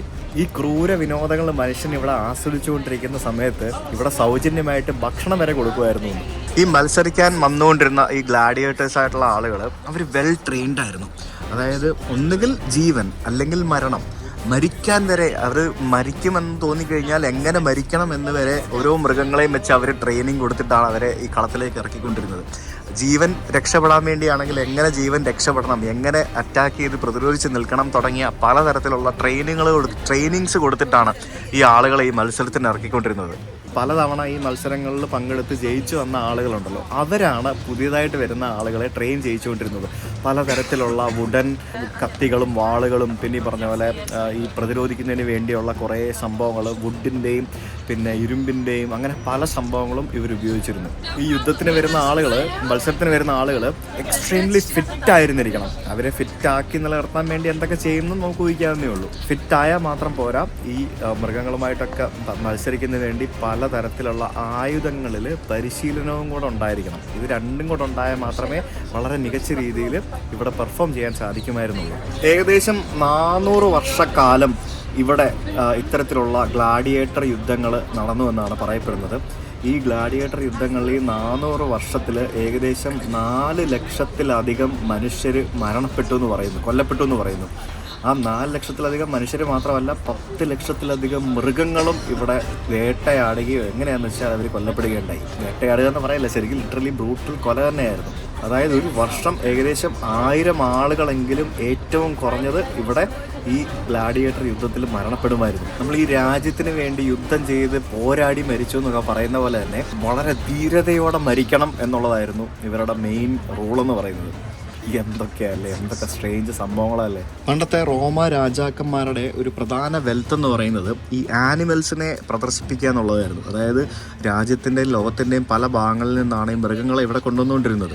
അപ്പോൾ ഈ മൃഗങ്ങളെ കൊണ്ടുവന്നിട്ട് ഇവരെ പ്രദർശിപ്പിക്കുക എന്നുള്ളതായിരുന്നു ഇവരുടെ ഏറ്റവും വലിയ ഒരു വെൽത്ത് കാണിക്കുന്ന ഒരു മെയിൻ പരിപാടി. ആ സമയത്ത് വളരെ എക്സോട്ടിക് ആയിട്ടുള്ള മൃഗങ്ങളെയാണ് ഇവിടെ ഇതുപോലെയുള്ള യുദ്ധങ്ങൾക്കായിട്ടൊക്കെ കൊണ്ടുവന്നത്. അതൊന്ന് ആലോചിച്ച്, ഇവിടെ യൂറോപ്പിൽ സിംഹവും പുലിയും മറ്റ് സംഭവങ്ങളൊന്നും ഇല്ലല്ലോ. ഏതൊക്കെയോ നാടുകളിൽ നിന്ന് പിടിച്ചുകൊണ്ട് വന്ന സിംഹങ്ങളും പുലികളും അതൊക്കെ ഈ നാട്ടുകാർക്ക് കാണുമ്പം അവർക്ക് അതൊരു കൗതുകം കൂടിയായിരുന്നു. ഈ കാശുള്ളവൻ കാശില്ലാത്തവൻ എന്നുള്ളൊരു വേർതിരിവ് പണ്ടുകാലം മുതലേ നമ്മുടെ നാട്ടിൽ ഇപ്പോഴും ഉണ്ട്, പല സ്ഥലങ്ങളിലും പണ്ടുകാലം മുതലേ ഉണ്ടായിരുന്നൊരു കാര്യമാണ്. അപ്പോൾ ഈ കാശുള്ളവനും കാശില്ലാത്തവനും തമ്മിലുള്ള വേർതിരിവ് വളരെ മികച്ച രീതിയിൽ കണ്ടിരുന്ന അല്ലെങ്കിൽ നടന്നിരുന്നൊരു സ്ഥലമാണ് നമ്മളിപ്പോൾ നിൽക്കുന്ന ഈ ഒരു കൊളോസിയം. ഈ തുടക്കകാലത്ത് ഈ റോമൻ എംപയേഴ്സ് ആയിട്ടുള്ള ആളുകൾ, റോമൻ എംപയർമാർ, അവർ ക്രിസ്ത്യാനിറ്റി എന്ന് പറഞ്ഞ ഒരു മതം അക്സെപ്റ്റ് ചെയ്ത് വരാനായിട്ട് കുറേ സമയമെടുത്തു. അതായത് AD 300-350 കാലഘട്ടത്തിലാണ് ക്രിസ്തുമതം വളരെ വ്യാപകമായിട്ട് ഈ റോമൻ എംപയേഴ്സിൻ്റെ അല്ലെങ്കിൽ റോമാക്കാരുടെ ഇതിലേക്ക് വന്നത്. അപ്പോൾ ഈ കൊളോസ്യത്തിലെ ഈ ഒരു ക്രൂര വിനോദം നിൽക്കാനായിട്ട് ശരിക്കും ക്രിസ്തുമതം വളരെയധികം ഇൻഫ്ലുവൻസ് ചെയ്തു എന്ന് വേണം പറയാനായിട്ട്. അതായത് ഏകദേശം ഒരു 5th സെഞ്ച്വറിക്ക് ആയപ്പോഴത്തേക്കിനും ഈ കൊളോസ്യം ഒരു ജീർണാവസ്ഥയിലേക്ക് എത്തി തുടങ്ങിയിരുന്നു. അതിൻ്റെ ഒരു മെയിൻ റീസൺ എന്ന് പറയുന്നത് ഇതിന് വേണ്ട ചെലവ്, അതായത് ഈ മൃഗങ്ങളെ കൊണ്ടുവരുന്നതിനും ഈ മനുഷ്യരെ പാർപ്പിക്കുന്നതിനും ബാക്കിയുള്ള കാര്യത്തിനും ഗ്ലാഡിയേറ്റേഴ്സിനെ ട്രെയിൻ ചെയ്യുന്നതിനും വേണ്ടിയുള്ളൊരു ചെലവ് അന്നത്തെ റോമൻ സാമ്രാജ്യക്കാർക്ക്, റോമൻ എംപയേഴ്സിന് അവർക്ക് താങ്ങുന്നതിലപ്പുറമായിരുന്നു എന്നാണ് മെയിനായിട്ട് പറയുന്നത്. പിന്നെ അത് മാത്രമല്ല, ഈ മൃഗങ്ങളെയൊക്കെ കൊന്നടക്കി കഴിഞ്ഞാൽ ഈ കൂടുതൽ സ്ഥലങ്ങളിൽ നിന്ന് മൃഗങ്ങൾ വരണ്ടേ. അങ്ങനെ കുറേ വർഷങ്ങൾക്ക് ശേഷം ഈ മൃഗങ്ങളുടെ വരവ് പതിയെ നിലച്ചതായും അതേസമയം ക്രിസ്ത്യാനിറ്റിയുടെ ആ ഒരു ഇൻഫ്ലുവൻസും എല്ലാം കൂടെ ചേർന്നാണ് ശരിക്കും ഇത്തരത്തിൽ ആ ഒരു നടന്നിരുന്ന ഒരു ക്രൂര വിനോദം ഇവിടെ നിന്നത് എന്നാണ് ചരിത്രം പറയുന്നത്.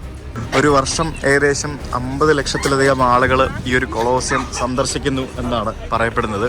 അപ്പോൾ ആ 50 ലക്ഷം ആളുകളിൽ ഒന്നായിട്ട് ഞാനും ഇവിടെ വന്ന് എത്ര ആയിരം ആൾക്കാരാണ് ഇപ്പോൾ ഇതിനകത്ത് നിൽക്കുന്നതെന്നറിയാമോ. ഈ കൊളോസ്യം ശരിക്കും ഒന്ന് കണ്ടു തീർക്കാനായിട്ട് ഏകദേശം ഒരു 2-3 മണിക്കൂറെങ്കിലും കുറഞ്ഞത് വേണം. ചുമ്മാ വന്ന് കണ്ടിട്ട് പോകാനാണെങ്കിൽ വേറെ സമയമൊന്നും വേണ്ട, 1-1.5 മണിക്കൂർ മതി. ഇനി പുറത്തുനിന്ന് കണ്ടിട്ട് പോകാനാണെങ്കിൽ അതും ഓക്കെയാണ്. പക്ഷെ അകത്ത് കയറി കാണണം കേട്ടോ, അത് വേറൊരു സംഭവമാണ്. എൻ്റെ ജീവിതത്തിൽ ഞാൻ ഇതുപോലത്തെ ഒരു നിർമ്മിതി ഞാൻ എവിടെയും കണ്ടിട്ടില്ല. ഇതിപ്പോൾ പുതിയ 7 വേൾഡ് വണ്ടേഴ്സിൻ്റെ ലിസ്റ്റിൽ ഈ കൊളോസ്യം ഉണ്ടെന്നാണ് പറയുന്നത്. ശരിക്കും ഇതൊക്കെ വെച്ച് നോക്കുമ്പോഴത്തേക്കിനും നമ്മുടെ എല്ലോറ ഗുഹകളുണ്ടല്ലോ, അജന്ത എല്ലോറ ഗുഹകൾ ശരിക്കും അതൊക്കെ എന്തുകൊണ്ടാണ് ഇപ്പോഴും വേൾഡ് വണ്ടേഴ്സിൽ വരാത്തതെന്ന് ഞാൻ അതിശയപ്പെടുന്നത്. കാരണം അതൊക്കെ വേറെ ലെവൽ മാസ്റ്റർ പീസ് ഐറ്റങ്ങളാണ്.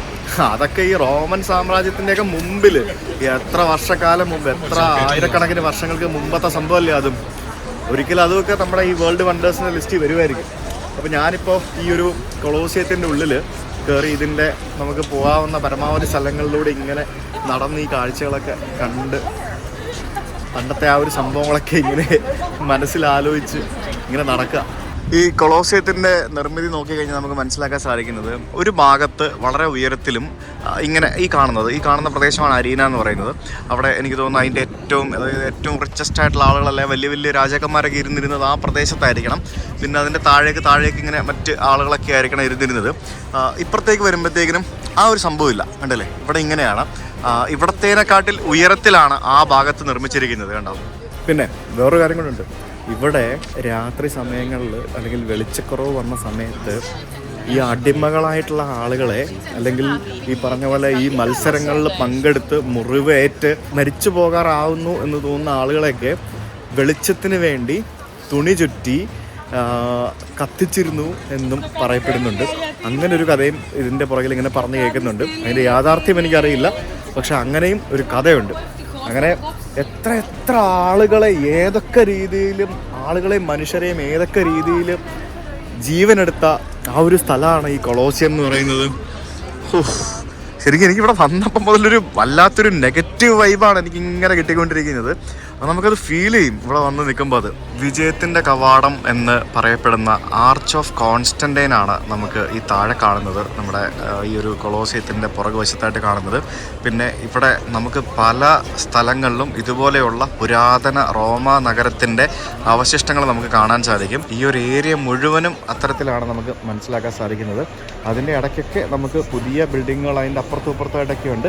പക്ഷെ എന്നിരുന്നാലും നമുക്ക് ഇതിൻ്റെ പല സ്ഥലങ്ങളിലായിട്ട് ആ ഒരു പുരാതനമായിട്ടുള്ള ആ ഒരു റോമ നഗരത്തിൻ്റെ പല അവശേഷിപ്പുകളും കെട്ടിടങ്ങളും എല്ലാം നമുക്കിവിടെ നിന്ന് ഇങ്ങനെ എക്സ്പീരിയൻസ് ചെയ്യാൻ സാധിക്കും. കൊളോസിയത്തിൻ്റെ നടുത്തളത്തിൽ നിന്നും ഞാൻ ഇങ്ങോട്ടേക്ക് മാറി. അപ്പോൾ ഇവിടെ ഒരു ബുക്ക് സ്റ്റോറും അങ്ങനത്തെ കുറേ സംഭവങ്ങളൊക്കെ ഉണ്ട്, സുവനീർ ഷോപ്പുകളൊക്കെ ഉണ്ട്. എന്തെങ്കിലുമൊക്കെ വാങ്ങണമെങ്കിൽ നിങ്ങൾക്ക് വാങ്ങിക്കാം. ഈ ചുമരുകൾക്കൊക്കെ എത്ര ചോരകളുടെയും എത്ര ആളുകളുടെ സന്തോഷത്തിൻ്റെയും പിന്നെ തെറിവിളിയുടെയും ശാപത്തിൻ്റെയൊക്കെ കഥകൾ പറയാനുണ്ടാവും അല്ലേ. ഇതിൻ്റെ ഉള്ളിലൂടെ ഞാനിപ്പോൾ നടക്കുമ്പോൾ ഞാൻ ആലോചിച്ച മറ്റൊരു സംഭവമുണ്ട്. എത്ര അടിമകളുടെ അവരുടെ ആ ഒരു അധ്വാനവും മറ്റുമൊക്കെ ആയിരിക്കും ഇതുപോലെ വലിയൊരു കൊളോസിയം അല്ലെങ്കിൽ ഇത്തരത്തിലുള്ള വലിയൊരു ആംഫി തിയേറ്റർ 2000 വർഷങ്ങൾക്ക് മുൻപ് ഇവിടെ നിർമ്മിച്ചത്. എത്ര ആളുകളെ അവർ ബലിയാടാക്കിയിട്ടുണ്ടാവും, എത്ര ആളുകളെ കൊന്നിട്ടുണ്ടാവും, എത്ര ആൾക്കാരെ പീഡിപ്പിച്ചിട്ടുണ്ടാവും. ഇതൊക്കെ നിർമ്മിക്കുന്നതിന് വേണ്ടി ഒരു മെഷീനറിയും ഒരു കുന്തവും ഒരു സംഭവങ്ങളും ഇല്ലാതിരുന്ന കാലത്ത് വെറും കൈപ്പണി അല്ലെങ്കിൽ നമ്മൾ കൈകൊണ്ട് ഉപയോഗിച്ച് അല്ലെങ്കിൽ മനുഷ്യൻ അന്നക്കാലത്ത് എന്തൊക്കെയാണോ ഉപയോഗിച്ചിരുന്നത് അന്നത്തെ ലിമിറ്റഡ് സംഭവങ്ങൾ വെച്ചിട്ട് ഇത്രയും വലിയ ഭാരമുള്ള കല്ലുകളും മാർബിളുകളും മറ്റ് സംഭവങ്ങളൊക്കെ കൊണ്ടുവന്ന് ഇവിടെ ഇതൊക്കെ പണിതെങ്കിൽ അതൊക്കെ നമ്മൾ മനസ്സിലാക്കേണ്ട ഒരു സംഭവമല്ലേ. എന്തൊക്കെ പറഞ്ഞാലും ഒരു രക്ഷയില്ലാത്തൊരു കൺസ്ട്രക്ഷൻ. ഇതുപോലുള്ള ചരിത്ര നിർമ്മിതികളൊക്കെ എവിടെയൊക്കെ നിങ്ങൾ യാത്ര ചെയ്യുന്നു അവിടെയൊക്കെ പോയിട്ട് കാണാനായിട്ട് ശ്രമിക്കുക. കാണുക മാത്രമല്ല, കാണുന്ന സമയത്ത് അതിനെപ്പറ്റി കുറച്ച് കാര്യങ്ങളൊക്കെ മനസ്സിലാക്കാനായിട്ടെങ്കിലും ശ്രമിക്കുക. എൻ്റെ വളരെ പരിമിതമായിട്ടുള്ള അറിവുകൾ വെച്ചിട്ടും വായിച്ച് മനസ്സിലാക്കിയത് വെച്ചിട്ടുമുള്ള കുറേ കാര്യങ്ങൾ ഞാൻ ഈ വീഡിയോയിൽ നിങ്ങൾക്കായി ഷെയർ ചെയ്തിട്ടുണ്ട്. എന്തെങ്കിലുമൊക്കെ തെറ്റുകുറ്റങ്ങൾ വന്നിട്ടുണ്ടെങ്കിൽ ദയവായി ശ്രമിക്കുക. കാരണം ഞാനിതൊന്നും നേരത്തെ പഠിച്ചിട്ടില്ല. ഇവിടെ പഠിച്ചിട്ടുണ്ടാവും, നമ്മൾ സ്കൂളിലൊക്കെ പഠിച്ചിട്ടുണ്ടാവും, പക്ഷെ അതൊക്കെ മറന്നുപോയി. ഇവിടെ ഇത് കാണാൻ വന്ന സമയത്താണ് ശരിക്കും ഇതിനെപ്പറ്റി കൂടുതൽ. ഞാൻ എപ്പോഴും അങ്ങനെയാണ്, എവിടെ എന്ത് കാണാൻ പോയാലും അത് പോകുന്നതിന് തലേ ദിവസം രാത്രി ഇരുന്ന് ആ സ്ഥലത്തെപ്പറ്റി കുറേയൊക്കെ റിസർച്ച് ചെയ്യും, കുറേ കാര്യങ്ങൾ പഠിക്കും. സിമിലറായിട്ടുള്ള ആ സ്ഥലത്തെപ്പറ്റി മറ്റാളുകൾ ചെയ്തിട്ടുള്ള വീഡിയോകൾ കാണും. നമുക്ക് യൂട്യൂബും ഗൂഗിളും ഒക്കെ ഇന്നത്തെ കാലത്ത് പല ഇൻഫർമേഷനും തരാനുണ്ട്. പണ്ട് കാലത്തായിരുന്നെങ്കിൽ നമ്മൾ പുസ്തകങ്ങൾ വായിക്കണമായിരുന്നു, കൊളോസത്തെ പറ്റിയുള്ള പുസ്തകങ്ങൾ വായിക്കണമായിരുന്നു. ഇപ്പോഴാകുമ്പോഴത്തേക്കിനും നമുക്ക് ഗൂഗിളിൽ സെർച്ച് ചെയ്ത് കഴിഞ്ഞാൽ അല്ലെങ്കിൽ യൂട്യൂബിൽ നോക്കിക്കഴിഞ്ഞാൽ നമുക്ക് ഇതിനെപ്പറ്റിയുള്ള ധാരാളം വിവരങ്ങൾ കിട്ടും. അതുകൊണ്ട് ഇവിടെ എഴുതിയിരിക്കുന്നത് പോലും വായിച്ച് നോക്കേണ്ട കാര്യമില്ല. ഈ കാണുന്നതൊക്കെ ഇവിടെ ഈ ഒരു സൈറ്റ് എക്സ്കവേഷൻ ചെയ്ത സമയത്ത് ഇവിടെ നിന്നും കിട്ടിയ പല മൃഗങ്ങളുടെ മാത്രമല്ല മൃഗങ്ങളുടെയും മനുഷ്യരുടെയൊക്കെ അസ്ഥികൂടങ്ങളാണ്. ഞാനിപ്പോൾ ആലോചിക്കുന്ന മറ്റൊരു കാര്യമാണ്, ഇവിടെ ഇത്രയും ആളുകൾ മരണപ്പെട്ടപ്പോഴത്തേക്കിനും ഈ മരണപ്പെട്ട ആളുകളുടെ അവശിഷ്ടം അല്ലെങ്കിൽ അവരുടെ ആ ഒരു മൃതദേഹം, മനുഷ്യൻ്റെ ആണെങ്കിലും മൃഗത്തിൻ്റെ ആണെങ്കിലും ആ മൃതദേഹങ്ങൾ ഇവർ സംസ്കരിക്കാനായിട്ട് എന്തൊക്കെ പരിപാടികളായിരിക്കും ചെയ്തിട്ടുണ്ടാവുക അല്ലേ. അപ്പോൾ 16 യൂറോയുടെ ടിക്കറ്റ് എടുത്തു കഴിഞ്ഞാൽ നമുക്കിവിടെ വന്ന് എല്ലാം കാണാൻ സാധിക്കും. ഒന്നും കാണാതിരിക്കാൻ പറ്റില്ല, എല്ലാം കാണാൻ എന്നുള്ളത് ഇപ്പം മനസ്സിലായി. ഒരു പാടുമില്ല. അപ്പോൾ എല്ലാം കണ്ടിട്ട് ഞാനിപ്പോൾ താഴേക്ക് നടന്നു പോവുകയാണ്. പോകുമ്പോഴത്തേക്കിനും നമുക്ക് വീണ്ടും അവസാനമായിട്ട് ആ യുദ്ധങ്ങൾ നടന്ന ആ ഒരു അരീനയും ബാക്കിയുള്ള പ്രദേശങ്ങളൊക്കെ ഒന്ന് നമുക്ക് കാണാം. എന്നിട്ട് നമുക്ക് കൊളോസെറ്റിയോട് വിട പറയാം. ഈ റോമ നഗരത്തിലുള്ള ഇതുപോലെയുള്ള ചരിത്ര സംഭവങ്ങൾ കുറേയുണ്ട്, ചരിത്ര നിർമ്മിതികൾ കുറേയുണ്ട്. ഇവിടെയുള്ള ഈ ചരിത്ര നിർമ്മിതികളൊക്കെ 1 മാസം 2 മാസം പോലും എടുത്താൽ പോലും കണ്ടു തീർക്കാൻ സാധിക്കാത്ത തരത്തിലുള്ള സംഭവങ്ങൾ ഇവിടെയുണ്ട്. സോ ചരിത്രം ഇഷ്ടപ്പെടുന്നവർക്ക് വലിയ ശങ്കരൻസ് എടുത്തിട്ട് ഇങ്ങോട്ട് വന്നാൽ മതി. അല്ലെങ്കിൽ നമ്മളെപ്പോലെ സമയം കുറവുള്ളവർക്ക് വരിക, കാണുക, പോവുക. എക്സിറ്റിലേക്ക് ഇറങ്ങി വരുമ്പോഴത്തേക്കിനും നമുക്കിതിൻ്റെ നടുത്തളത്തിലേക്ക് വരെ വരാട്ടോ. നമ്മളിപ്പോൾ ഇതിൻ്റെ മുകളിൽ ആ ആളുകളൊക്കെ നിൽക്കുന്നത് കണ്ടോ, അവിടെയാണ് നമ്മളിപ്പോൾ ആക്ച്വലി പോയത്. ഇപ്പം നമുക്ക് നടുത്തളത്തിൽ ഈ കാണുന്ന സ്ഥലങ്ങളിലേക്ക് വരെ വരാം. ശരിക്കും ഇവിടുത്തെ മണമാണെന്ന് അറിയത്തില്ല, എനിക്കൊരു എന്തൊക്കെയോ ഒരു വൃത്തികെട്ട സ്മെല്ലും ഇതുപോലെ പല സംഭവങ്ങളും ഫീൽ ചെയ്യുന്നുണ്ട്. ഒരു കാലത്ത് വൃത്തികെട്ട സംഭവങ്ങൾ നടന്നിരുന്നൊരു സ്ഥലം. ഞാൻ വീണ്ടും പറയുകയാണ്, ഇവിടെ ഗ്ലാഡിയേറ്റർ യുദ്ധങ്ങൾ മാത്രമല്ല നടന്നിരുന്നത്, മറ്റ് പല സംഭവങ്ങളും നടന്നിരുന്നു. പക്ഷെ എന്നിരുന്നാലും നമുക്കൊന്നും അക്സെപ്റ്റ് ചെയ്യാൻ പറ്റാത്ത പല സംഭവങ്ങളും നടന്നിരുന്നൊരു സ്ഥലം. ഇവിടെ എന്തോ സ്പെഷ്യൽ ടിക്കറ്റ് ഒക്കെ എടുത്തു കഴിഞ്ഞാൽ ഇതിൻ്റെ അടിയിൽ ആ ഉള്ളറയിലുള്ള രഹസ്യങ്ങളൊക്കെ നമ്മളെ കൊണ്ട് കാണിക്കുന്നതാണ് എനിക്ക് മനസ്സിലാക്കാൻ സാധിച്ചത്. അത് മറ്റേ ഗൈഡഡ് ടൂർ എടുത്താലേ പറ്റുള്ളൂ. ഇത് അടിഭാഗത്തൊക്കെ അവിടെയൊക്കെ പോകാൻ സാധിക്കും. അപ്പോൾ പണ്ട് കാലത്ത് മൃഗങ്ങളെയും മനുഷ്യരെയൊക്കെ അടച്ചിട്ട് ബാക്കിയുള്ള പല സംഭവങ്ങളും നടന്നിരുന്ന ആ ഒരു സ്ഥലമാണ് നമ്മുടെ മുമ്പിൽ ഇപ്പോൾ കണ്ടുകൊണ്ടിരിക്കുന്നത്. ഇവിടെയൊക്കെയാണ് ആ ക്രൂര വിനോദങ്ങൾ നടന്നിരുന്നത്. കൊളോസിയത്തിൽ നിന്ന് അത്ര പെട്ടെന്നൊന്നും നീ ഇറങ്ങി പോകണ്ടെന്നാണ് എന്നോട് കൊളോസിയം പറയുന്നത്. ഇതിൻ്റെ എക്സിറ്റ് തപ്പി ഞാൻ കുറേ ആയിട്ട് നടക്കുന്നത്. ഇതിനകത്ത് വൺസ് കയറി കഴിഞ്ഞാൽ ഇത് മൊത്തം കണ്ടു തീരാതെ എല്ലാ വഴികളിലും കൂടെ പോവാതെ ഇതിൽ നിന്നും എക്സിറ്റ് ചെയ്യാൻ പറ്റില്ലെന്നാണ് എനിക്ക് തോന്നുന്നത്. അപ്പോൾ നമ്മളിപ്പോൾ ഈ കാണുന്ന സ്ഥലങ്ങളൊക്കെ ഈ പറഞ്ഞ രീതിയിൽ ഞാൻ നേരത്തെ പറഞ്ഞ പോലെ തന്നെ മനുഷ്യരെ, അതായത് ഈ കാണുന്ന വഴികളിൽ കൂടെ ഒക്കെയാണ് മനുഷ്യരെയൊക്കെ അകത്ത് ഇതിനകത്തേക്ക് കൊണ്ടുവന്നിരുന്നത്. അപ്പം ആ മനുഷ്യരൊക്കെ വന്ന് എന്തൊക്കെയോ സംഭവങ്ങളൊക്കെ കാട്ടിക്കൂട്ടിയ ആ സ്ഥലത്തുകൂടിയാണ് നമ്മൾ നടന്നു പോയിക്കൊണ്ടിരിക്കുന്നത്. ഇവിടൊക്കെ ഇഷ്ടിക വെച്ചാണ് ഈ സംഭവങ്ങളൊക്കെ നിർമ്മിച്ചിരിക്കുന്നത്, ഈ കാണുന്ന തൂണുകളൊക്കെ. അപ്പോൾ ഇത്തരത്തിൽ ഈ ഒരു രീതിയിൽ അപ്പോൾ കാണികളും പ്രേക്ഷകരും ഒക്കെ മുകളിലാണ് ഇരുന്നിരുന്നത്. ബാക്കിയുള്ള ബിഹൈൻഡ് ദ സീൻസും പരിപാടികളൊക്കെ നടന്നിരുന്ന സ്ഥലമാണ് നമ്മളിപ്പോൾ നടക്കുന്ന ഈ ഒരു ഏരിയ. ഇതിനകത്ത് ആളുകൾ ജീവിച്ചിരുന്നു. ഇതിനകത്ത് ഭക്ഷണം വരെ ഉണ്ടാക്കിയിരുന്നു. ഞാൻ പറഞ്ഞില്ലേ, ഇവിടെ വരുന്ന ആളുകൾക്ക് ഭക്ഷണം കൊടുക്കുമായിരുന്നു. അങ്ങനെയുള്ള പല സംഭവങ്ങളും നടന്നിട്ടുണ്ട്. കൂടുതൽ ചരിത്രം നിങ്ങൾക്ക് വായിച്ച് മനസ്സിലാക്കാം, ഇവിടെ വന്ന് കണ്ട് മനസ്സിലാക്കാം. ഞാനിനി ഓവറായിട്ടൊന്നും പറയുന്നില്ല. അപ്പം ഗുഡ് ബൈ കൊളോസിയം. ഇവിടെ ഇനി എനിക്ക് വരാൻ താല്പര്യമില്ല. വൺസ് ഞാൻ വന്നു കണ്ടു, അത് മതി. അപ്പോൾ നമ്മൾ പുറത്തേക്ക് ഇറങ്ങുകയാണ്. ഓഡിയോ ഗൈഡൊക്കെ വേണമെങ്കിൽ നിങ്ങൾക്ക് പർച്ചേസ് ചെയ്യാം. ഓഡിയോ ഗൈഡ് വേണമെങ്കിൽ പർച്ചേസ് ചെയ്തിട്ട് തിരിച്ച് പോകുമ്പോൾ ഇവിടെ എടുത്തിട്ട് പോകാൻ കുഴപ്പമൊന്നുമില്ല. കൊളോസിയത്തിൽ നിന്ന് ഇറങ്ങി ഞാൻ അതിൻ്റെ മുമ്പിൽ നിന്ന് കുറച്ച് ഫോട്ടോസൊക്കെ എടുത്തു. ഇനിയിപ്പോൾ നമുക്ക് ഇവിടെ നിന്ന് പിയാസ വെനീസിയ എന്ന് പറഞ്ഞ ഒരു ഇവിടുത്തെ ഒരു ഫേമസ് ആയിട്ടുള്ള ഒരു സ്ക്വയറാണ്.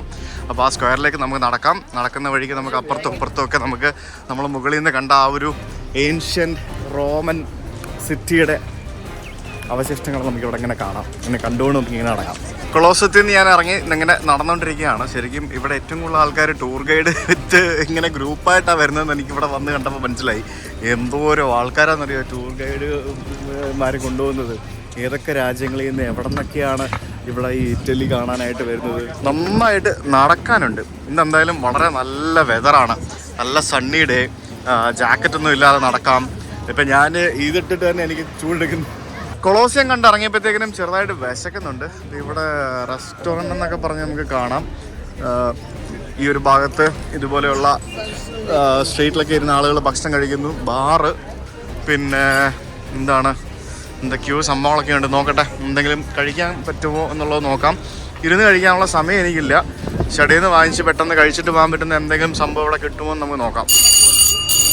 എന്തുവാ ഇവിടെ അടുത്തെല്ലാം ഇരുന്ന് കഴിക്കുന്ന സെറ്റപ്പേ ഉള്ളൂ. ഞാൻ ഇവിടെ റോഡിൽ ഒരു സീറ്റ് കിട്ടി, ഒരു ടേബിൾ കിട്ടി. അപ്പോൾ ഇവിടെ ഇരുന്ന്, അപ്പോൾ ഇവരുടെ ഫുഡ് എന്ന് പറയുന്നത് മെയിനായിട്ട് പിസ്സ, പാസ്ത, പിന്നെ കുറച്ച് ഗ്രിൽഡ് ഐറ്റംസ് ഒക്കെ ഉണ്ട്. അപ്പോൾ ഞാൻ ഒരു പാസ്ത ഓർഡർ ചെയ്തു. പാസ്ത കഴിക്കാം. വെജിറ്റേറിയൻ പാസ്തയാണ് പറഞ്ഞത്. മറ്റേ അൽബ്രട്ടയോ അങ്ങനെ എന്തോ സാധനം ഉണ്ടല്ലോ, പ്രൊനൗൺസിയേഷൻ ഒന്നും എനിക്കറിയത്തില്ല. അതാണ് സാധനം. ഇവിടെയും ബംഗ്ലാദേശികളാണ് മൊത്തം. ഓർഡർ എടുക്കാൻ വരുന്നവരും എനിക്ക് തോന്നുന്നു അകത്ത് പാചകം ചെയ്യുന്നത് വരെ ബംഗ്ലാദേശികളാണെന്നാണ് എനിക്ക് തോന്നുന്നത്. ഞാൻ സേഷൽസ് പോയപ്പോൾ ഓർമ്മയില്ലേ, സേഷൽസിൽ പോയപ്പോഴത്തേക്കിനും അവിടെ റെസ്റ്റോറൻറ്റിൽ മൊത്തം തമിഴ്നാട്ടിൽ നിന്നുള്ളവരായിരുന്നു, തമിഴരായിരുന്നു. അപ്പോൾ ഇവിടെ ഇറ്റലിയിൽ വന്നാൽ ഇറ്റാലിയൻ ഫുഡ് ഉണ്ടാക്കി തരുന്നത് ബംഗ്ലാദേശികളാണോ എന്ന് സംശയം തോന്നും ചില സ്ഥലങ്ങളിലൊക്കെ പോകുമ്പോഴത്തേക്കിനും. ഇവിടെ നല്ല കത്തിയാണ്, ടൂറിസ്റ്റ് പ്ലേസ് അല്ലേ, ശരി കത്തിയാണ്. അപ്പോൾ എൻ്റെ ഫുഡ് എത്തി. പെന്നെ അറബിയേറ്റ സാധനമാണ് എത്തിയിരിക്കുന്നത്, അലോങ് വിത്ത് വാട്ടർ ബോട്ടിൽ. ഞാൻ ഈ പെപ്സിയും കൊക്കക്കോളയൊക്കെ കുടി നിർത്തിയിട്ട് കുറേ നാളായി. ഇതുണ്ട്, ഇതുപോലൊരു പാത്രത്തിലാണ് കൊണ്ടുതരുന്നത്, തവയ്ക്കാത്ത കൊണ്ടുതരുന്നത്. ചൂടുണ്ട്.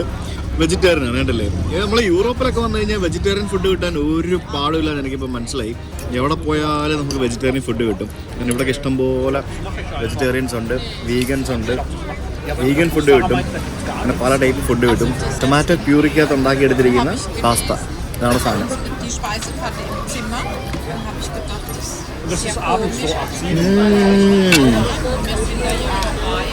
എൻ്റെ പൊന്നെ, അതായത് ഇതിൻ്റെയൊക്കെ ടേസ്റ്റ് വരുന്നത് എങ്ങനെയാണെന്നറിയോ, ഇവരുപയോഗിക്കുന്ന ഒരു ടൊമാറ്റോ സോസിനാണ്, ആ ഒരു പ്യൂരിക്കാണ്, ആ സാധനത്തിൻ്റെ ടേസ്റ്റാണ്.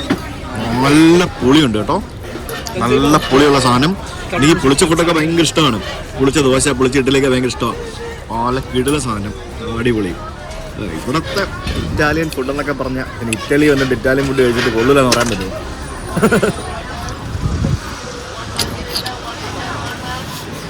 ചൂടാ, അടിപൊളിയാ. ഒരു കോമഡി പറയാം, അതോടുകൂടി ഞാൻ ഈ വീഡിയോ അവസാനിപ്പിക്കും. ബില്ല് കൊണ്ട് തന്ന് 20 യൂറോ ആയി ബില്ല് എന്ന് പറയുമ്പോഴത്തേക്കിന് 1800-2000 രൂപയായി ഈ റോഡിലിരുന്ന് ഫുഡ് കഴിച്ചത്. കൊല്ലല്ല, ഇവിടെ അത്രയും റേറ്റ് ഒന്നും ഇല്ല. സാധാരണ ഹോട്ടലിൽ പോയി കഴിഞ്ഞാൽ ഒരു 8 യൂറോ 10 യൂറോ ഒക്കെ കിട്ടുന്ന പാസ്തയാണ് ഇവിടെ 20 യൂറോ വാങ്ങിച്ചത്. അതല്ല കോമഡി.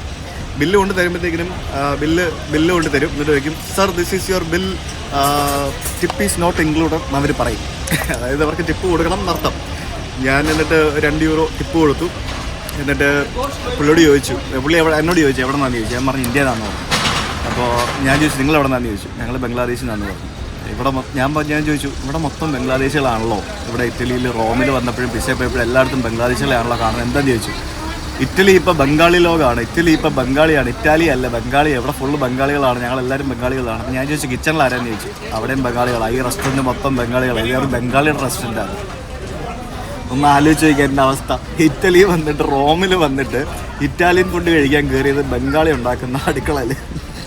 എന്താ ദൈവമേ, ഒന്നും പറയണ്ട. ഇതാണ് അവസ്ഥ. നാളെ ഇങ്ങനെയാവും എല്ലാ രാജ്യങ്ങളും. UK-ലും ഫ്രാൻസിലും അവിടെ ഇവിടെ എല്ലാം ബംഗ്ലാദേശികൾ മാത്രമല്ല, നമ്മൾ ഇന്ത്യക്കാരടക്കം എല്ലാവരും മൈഗ്രേറ്റ് ചെയ്തുകൊണ്ടിരിക്കുകയല്ലേ. ആ നാട്ടുകാരെ കാണാൻ കിട്ടണില്ല. എന്തൊരവസ്ഥയാണെന്ന് നോക്കിയേ. ബാക്കി വിശേഷങ്ങൾ നാളെ കാണാം. കൊളോസിയം വീഡിയോ നിങ്ങൾക്ക് ഇഷ്ടമായിരുന്നുണ്ടെങ്കിൽ നിങ്ങളുടെ അഭിപ്രായങ്ങൾ കമൻറ്റ് ചെയ്യുക. അതേപോലെ തന്നെ വീഡിയോ നിങ്ങളുടെ ഫ്രണ്ട്സായിട്ട് ഷെയർ ചെയ്യുക. See tomorrow with another video. അതായിരിക്കും ബൈ.